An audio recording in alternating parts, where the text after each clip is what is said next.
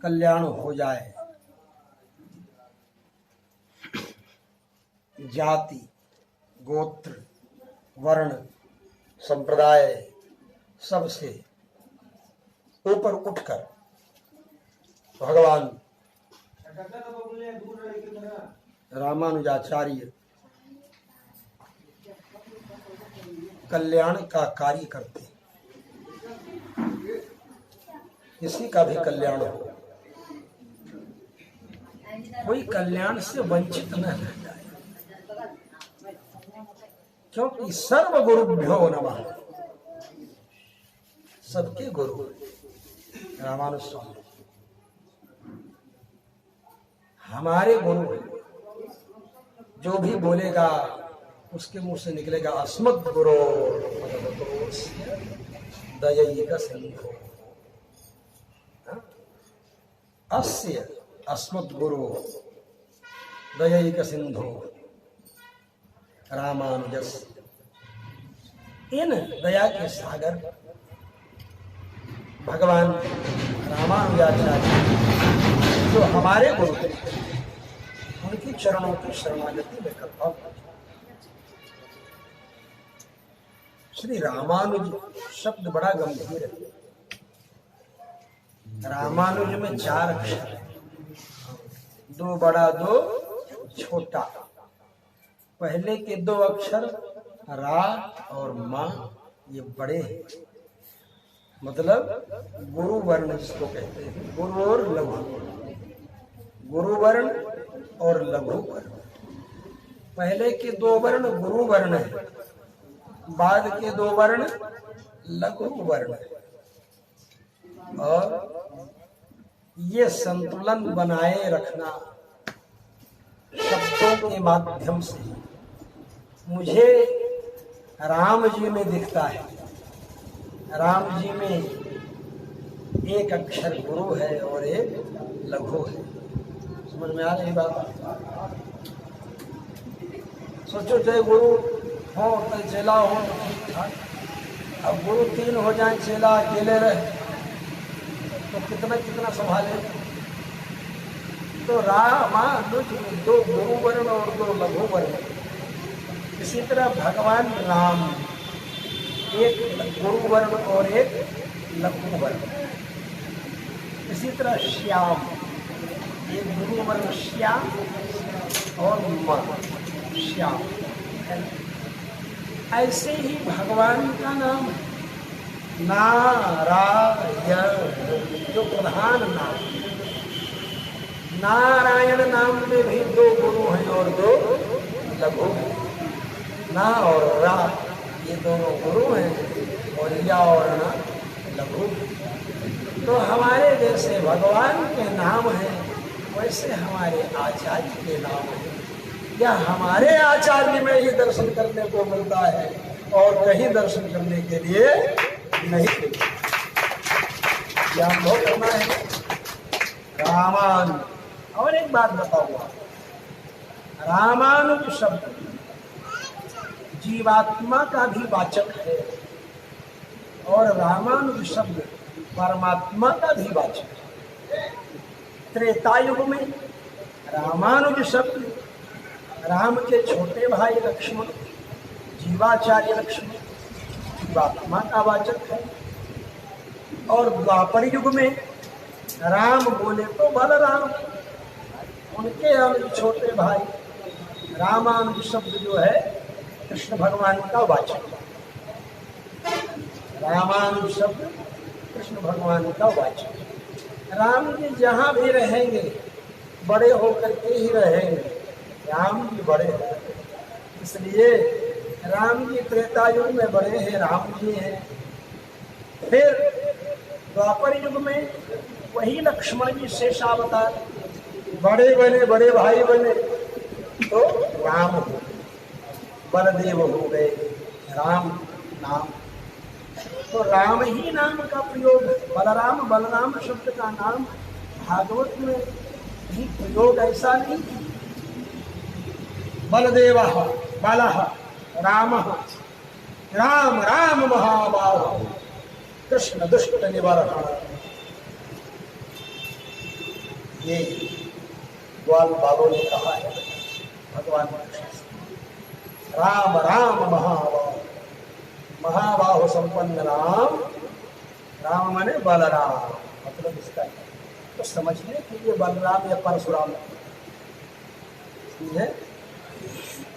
तो भगवान तीन राम जो है वो ज्यादा प्रसिद्ध है। तीन राम, रामत्रयम है ना, तीन राम। तो तीन राम कौन कौन है? एक दाशरथी राम, एक परशुराम और एक बलराम। तो रामानुज शब्द जैसे जीवात्मा परमात्मा दोनों का वाचक है, और जब परमात्मा का वाचक होता है तो कृष्ण बन जाता है रामानुज। कृष्ण भगवान दोनों काम करते हैं। एक जगह पर्दा उघाड़ने का काम कर देते हैं क्षीरहरण लीला करते समय, और एक जगह पर्दा लगाने का काम कर देते हैं द्रौपदी की जब साड़ी बढ़ाते हैं। वो कम्बल क्या रखा है वहां अलमारी में, उठा दे। तो इसलिए कह रहा हूं कि भगवान ये रहस्य गोष्ठी के अंतर्गत विषय आते हैं। यह रामानुज स्वामी जी का कार्य भगवान कृष्ण के कार्य से कैसे मिलता जुलता है, रामानुज का कार्य रामानुज से कैसे मिलता है। एक तरफ चिरहरण लीला होती है भगवान कृष्ण के द्वारा, पर्दा की जरूरत नहीं, तो गोष्ठी विनियोग करते समय पर्दा की कोई जरूरत नहीं रहती है। खीरान है, बद्धोदन है, कुंडल है, सगर मंडल है, पाते हैं सभी एक साथ भगवान के सामने एक साथ बैठ करके गोष्ठी मिलते हैं ना। ये भगवान की आरती में आप सब लोगों ने ध्यान में आरती का अनुभव करते हुए किया, गोष्ठी का अनुभव सबके साथ किया। और भोजन करते हैं तो पर्दा लगा करके भोजन करते हैं। तो द्रौपदी का पर्दा लगाया, साड़ी बढ़ाई, और चिरहरण लीला में गोष्ठी विनियोग, गोष्ठी के समय जैसे सबके साथ बैठ कर गोष्ठी करते हैं। रामानुज स्वामी जी की लीलाएं भगवान कृष्ण ग्वाल बालों के साथ बैठते, भगवान रामानुजाचार्य पोल भेड़ों के बीच में भी जाते। काल में स्वामी जी जाकर के वहां पहुंचते थे और बताते थे लोगों को। रामानुज स्वामी जी कहे काल मेघा बने के वर्ष, वन में भी आकर के काल मेघ बरसते हैं। मतलब ज्ञान, भक्ति, श्रद्धा, तपत्ति, निष्ठा सबका विवेचन करते हैं, सब समझाते हैं। तो अपने श्री रामानुज संप्रदाय में 5 हिस्से में समय को बांटना है। मैं बताया था ना कि बताऊंगा क्या। तो 5 हिस्से में समय कौन कौन सा बांटना है, कौन कौन सा समय कौन कौन सा काम करना है। तो अभिगमनम, उपादानम, इज्या, स्वाध्याय योगतः। अभिगमन का मतलब क्या है? भगवान के मंदिर में स्नान ध्यान करके सवेरे जा करके पूजा पाठ करना। कितना वैज्ञानिक। तुलसी छुएंगे अपने हाथों से, पुष्प छुएंगे अपने हाथों से। रात भर ऑक्सीजन लिया है, दिन में ऑक्सीजन से परिपूर्ण है। जब स्पर्श करेंगे हाथ से, उसकी ऊर्जा, उसकी शक्ति शरीर में अपने आप प्रविष्ट होगी। हमारे अंदर भी नवीनता का संचार होगा। पुष्प के समर्पण से, तुलसी के समर्पण से भगवान की सन्निधि में जाएंगे। अंतःकरण निर्मल होगा, अंतःकरण में भगवान का स्वरूप आएगा। अंतःकरण में भगवान का हम चिंतन करेंगे और अंत में भगवान हम जैसे अज्ञानी जीवों के ऊपर भी कृपा करते हैं, ये बात जो है मन में बैठे।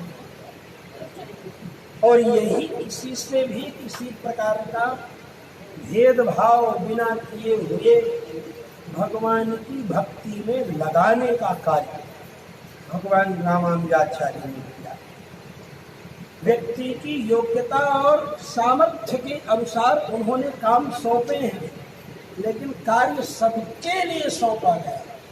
अगर कुछ नहीं आपसे बनता तो अत्रैव श्रीरंगे सुखमास्व, नहीं कुछ हुआ यद्वा भागवताभिमान वसति, महाभागवत लोगों का जो अभिमत स्थान है वहां पर रह करके समय गुजारेंगे। शास्त्रों में सबके प्रवचन सुनने की भी बातें नहीं लिखी। जहाँ प्रवचन हो रहा हो वहीं जाकर के प्रवचन सुनने लग जाए, ये नहीं लिखा। कहीं पर प्रवचन आप सुनने लग जाएंगे और कहीं पर प्रवचन सुनते सुनते सुनते सुनते आप कहीं भी प्रवचन सुनते सुनते आपकी बुद्धि इतनी परिपक्व नहीं है, आप न भटकें, आपका कल्याण। इतनी परिपक्व बुद्धि आपकी अभी नहीं है कि आप भटकाव से दूर हटके अपने सिद्धांत को जानते हुए दूसरे की बात सोच सकते। आप भटक सकते। उनके सोचने समझने का अंतर क्या है, और हम गए और हम बह गए उस भीड़ देख। बड़ी भीड़ हुई है, लाखों लाख आदमी जुटे हुए हैं। अरे चलो इच्छा है, ये तो बहुत भीड़ इकट्ठा। अब वहां पर मुआब, वहां भेड़ की तरह जहां सब लोग घुस रहे हैं, लाखों लाख आदमी बैठे हैं चेला बनने के लिए। चलो यही चेला।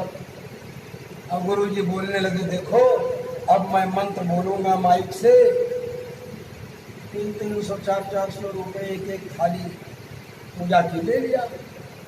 और थाली में क्या है, एक अगरबत्ती है, 4 पुष्प है, एक टुकड़ा कपूर है।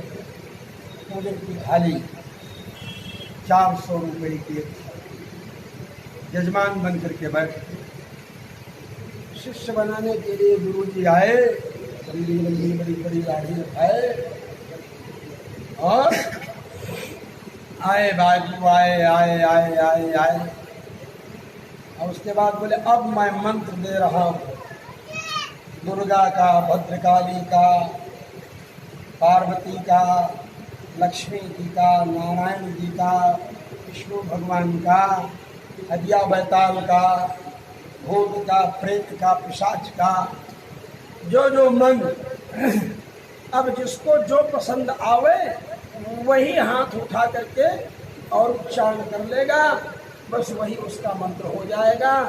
अब सैकड़ों मंत्र जो है पढ़ना शुरू कर। बहुत शस्त्रागार में शस्त्र पड़े हुए, जाकर के उठा लेकर के और जेल जाओ। पहले उस शस्त्र चलाने का लाइसेंस तो तुम्हारे नाम इशू होना चाहिए। बिना लाइसेंस के फायरिंग करोगे तो जेल जाओ। ये अधिकांश बिना लाइसेंस के फायरिंग हो, बिना गुरु के द्वारा परंपरा प्राप्त मंत्र हम अगर जपेंगे तो इस जन्म में तो नहीं लाभ करेगा, हाँ अगले जन्म में लाभ करेगा। तो उसका व्यर्थ तो जाएगा नहीं है, लेकिन अगले जन्म में काम करेगा। इस जन्म में तो काम करने वाला वही मंत्र होगा जो गुरु के द्वारा हमें प्राप्त हुआ है, और गुरु को भी गुरु परंपरा से प्राप्त हुआ है। ये नहीं कि गुरु जी कोई पुस्तक उठाए और खोल करके मंत्र दे दिए, सुना दिए, हो गया। शास्त्र में तो बहुत सी गंभीर गंभीर बातें। ग्रंथ को ही गुरु के रूप में प्रणाम कर दिया जाता है कई बार, और ग्रंथ को ही गुरु के रूप में प्रणाम करके अनुभव भगवान के सामने भगवान को ही गुरु मान उच्चारण कर लेते हैं कि भगवान गुरु ने हमारे त्रिदंड संन्यास दीक्षा लेने के लिए काषाय प्रधान वेदी आज भी मैलकोटे में है। प्रधान शिला जिसको कहते हैं, वहाँ द्वारा भगवान रामानुजाचार्य जी ने गेरुआ वस्त्र धारण किया। वहाँ पर आज भी परिधान शिला में जाकर के लोग गेरुआ वस्त्र बन करके और उठा लेते हैं, दंड ले लेते हैं। भगवान रामानुजाचार्य की सन्निधि जो मैलकोटे में है वहाँ आकर के पुनः हमारे श्री रामप्रिय स्वामी जी हैं, उनकी मुखारविंद से रामानुज स्वामी जी की सन्निधि में जो है उनसे श्री रामानुज यतिराज मंत्र का उच्चारण करके और वो त्रिदंडी बन गए। त्रिदंड का स्वरूप है, त्रिदंड की परंपरा है। दंड ग्रहण मात्रण नरो नारायणो भवे। दंड ग्रहण करने मात्र से नर नारायण के रूप में हो जाता है। हमारे दादा गुरु पूज्यपाद जगदाचार्य दंडी स्वामी जी महाराज लक्ष्मी नारायण मंदिर चक्रवर्ती बक्सर बिहार के षष्ठ पीठाधीश, छठे पीठाधीश, उन्होंने कहा हमसे त्रिदंड ले लो, कई बार कहा। अब बार बार कार्यक्रम पर कार्यक्रम, राम जन्मभूमि का आंदोलन उस समय चरम सीमा पर था। आज यहाँ है, कल वहाँ है, परसों वहाँ है, फ्लाइट से जाना, उड़ान से, हवाई जहाज से यात्रा करना। अब हम त्रिदंड लेकर के जाएं और उसको एक्सरे मशीन से पार करें, छुएंगे तो है लोग दूसरे। अपना स्पेशल चार्टर्ड प्लेन हो जाए तो बात दूसरी है। तो त्रिदंड ले अपना, कहीं चेकिंग वगैरह उसकी जरूरत नहीं, चेकिंग की जरूरत नहीं। तो भैया त्रिदंड क्या है? त्रिदंड को मन में अनुसंधान करना है।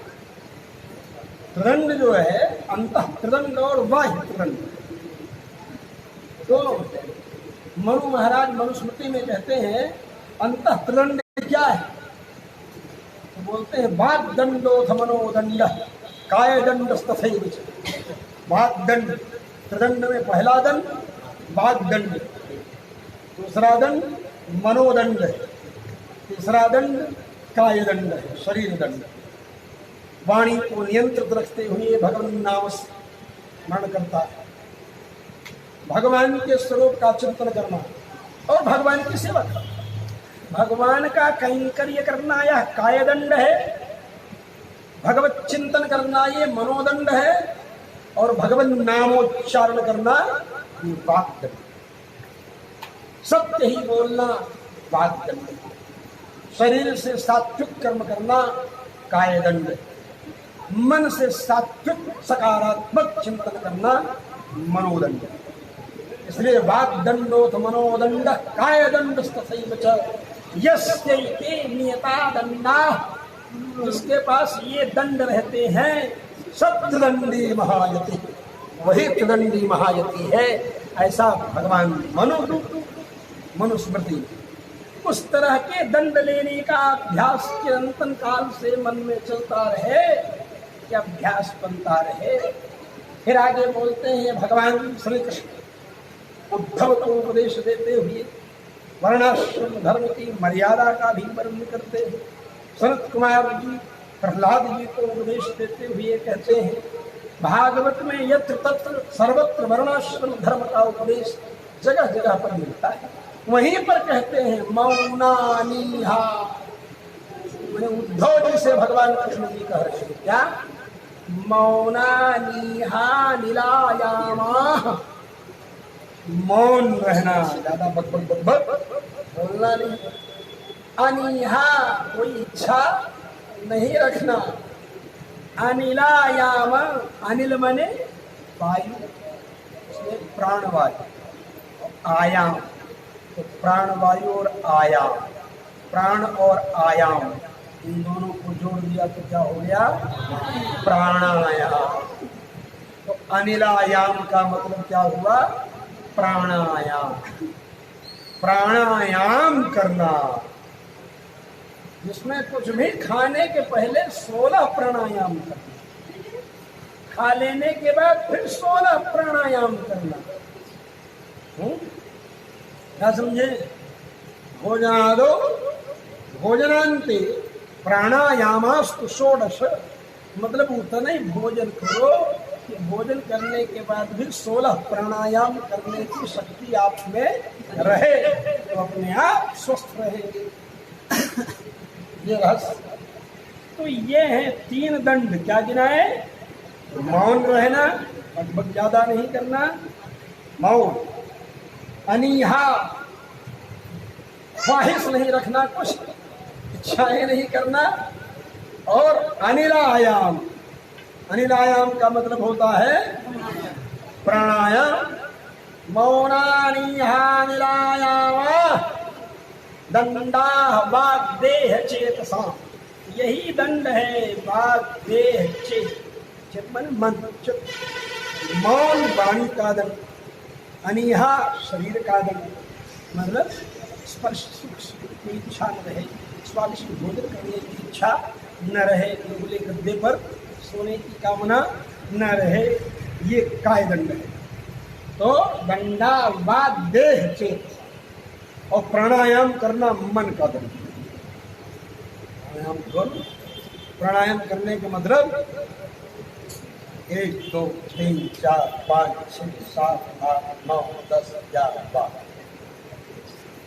ऐसे 12 तक गिनते हुए बाईं सांस बाईं नाक से चढ़ाओ। 24 गिनती हुए रोके, और 36 गिनती हुए कम से कम। 39 गिनने में तो भट्टा उतर जाए, लेकिन अभ्यास करें। इस तरह से प्राणायाम करिए, तो जब हम हवा अंदर प्रवेश कर रहे हैं, जब पूर्ण कर रहे हैं पेट को वायु से, जिसको पूरक प्राणायाम कहते हैं, तो वह प्राणायाम करते समय हमारा मूलाधार चक्र जो है वो यो होना चाहिए। जैसे गाय भैंस गोबर करने के बाद यो करती है, ऐसे अंदर की तरफ आकुंचन करते हुए उसी को है अपान, माने अपान को प्राण में, मतलब प्राणवायु हृदय में है और अपान नीचे है, तो प्राण को अपान में और अपान को प्राण में, प्राण को अपान में, अपान को प्राण में। तो प्राण को अपान में जब ले जा रहे हैं तो सांस भर करके नीचे की तरफ भी तो जा रही है, नाभि की तरफ सांस, तो प्राण वायु तो यही है, ऑक्सीजन। तो प्राण को अपान में और अपान को प्राण में नीचे से जो किया आकुंचन, ऊपर की तरफ हुआ, पाने जो प्राणे पानम तथा प्राणापान रुद्ध्वा प्राणायाम परायाम अपरे नियताहारा प्राणान प्राणेषु। श्रीमद् भगवद गीता में इस प्राणायाम के रहस्य को बताया।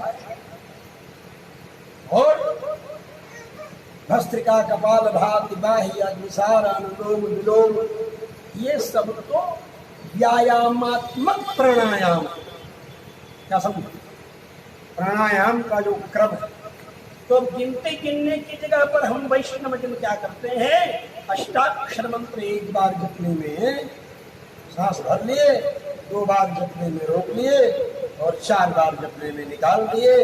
धीरे धीरे ये अभ्यास बढ़ाना है, रोकना है, तब मन का नियंत्रण होगा। मन को नियंत्रित करने के लिए वायु को नियंत्रित कीजिए। तस्याहं निग्रहं मन्ये वायोरिव सुदुष्करं चंचलं हि मनः कृष्ण प्रमाथि बलवद्दृढं तस्याहं निग्रहं मन्ये वायोरिव सुदुष्करं। कहते हैं भगवान कि मन बड़ा चंचल है, उसको कंट्रोल करना वायु को कंट्रोल करने के बराबर लगता है। जैसे सांस रोक करके निकलने पर इतनी बेचैन होकर के सांस बाहर निकालने का मन कहेगा, जल्दी सांस लेने का मन कहेगा।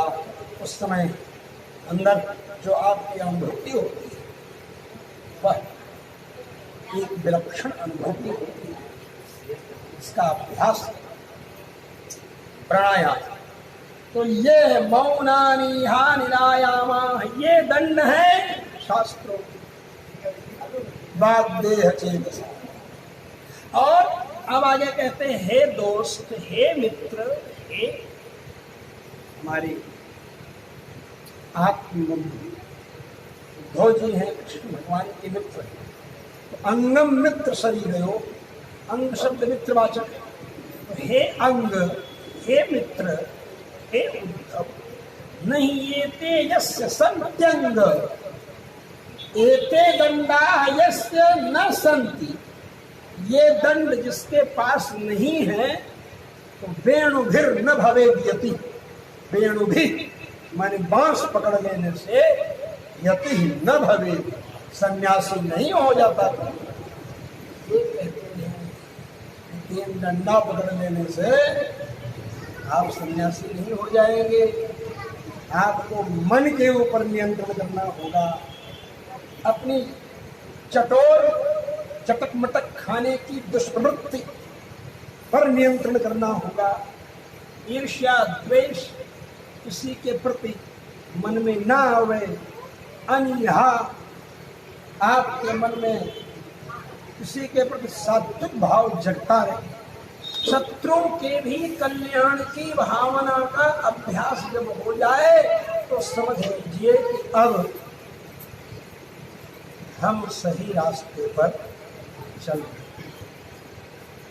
यही हमारे आचार्यों ने हमें सिखाया। यही शास्त्र कहता है कि उपकारेषु यः साधु साधुत्वे तस्य को गुणः। उपकार करने वाले व्यक्ति के प्रति हम अच्छा व्यवहार करें तो उसमें कौन सी विशेषता है, ये तो दुनिया कर ही रही है। अपकारेषु यः साधु, जो मेरा अहित किया है उसका भी मैं हित करने की भावना रखूं। स साधु सद्भिर्षति, सात्विक महापुरुषों ने इसको साधु के रूप में कहा। आप जब ऐसे रहेंगे तो भगवान आपके ऊपर कृपा करेंगे और भगवान खुद दंड देंगे अगर कोई आपके खिलाफ कोई काम करता है। भगवान सोचेंगे ना ये बेचारा तो उसके विषय में इतना अच्छा भाव रखता है और वो है कि इसके विषय को बिगाड़ करके रख रहा है, इसके विषय में जड़ काटने में लगा हुआ है। तो भगवान लोग, क्योंकि अंतःकरण में तो सबके भगवान है।